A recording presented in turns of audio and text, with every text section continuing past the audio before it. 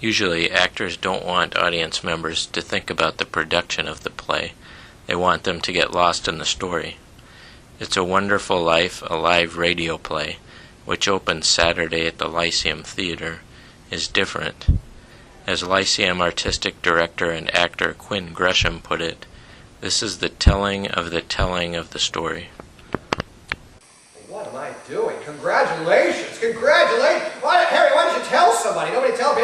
And what's a pretty girl like you doing marrying this two-headed brother of mine? Well, I'll tell you, it's purely mercenary. My father offered me the job. Oh, he gets you and a job? Harry's cup runneth over.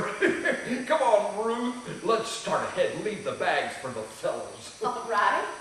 So now, what are the challenges of doing a radio show on stage instead of a traditional show? I was wondering if you're presenting it like a radio play would be, or if you're also thinking about the audience. Well, you have to think about the visual aspect of it. If we were only doing a radio play, we wouldn't have to bother with any of the spatial elements that we have here that our wonderful scenic designer Randy Winder has created for us. But because there will be an audience out here, we have this wonderful 40s deco studio.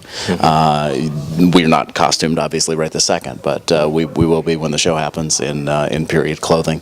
All of the elements used to create the sound effects here on stage are things that we would have had access to in the 40s. For example, there is the sound effect of ice breaking at one point during the show.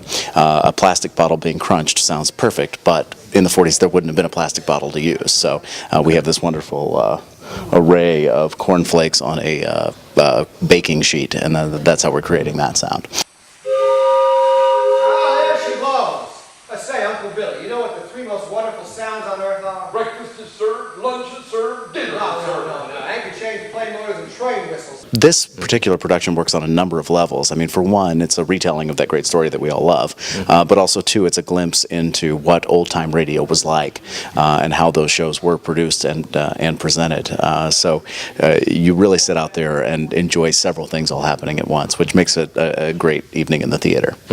Speaking of several things happening at once, you do how many characters? I'm not really sure. I think Ames does about 16. I do about 12. Emery has a good handful, and then Jake and Liz just play George and Mary Hatch.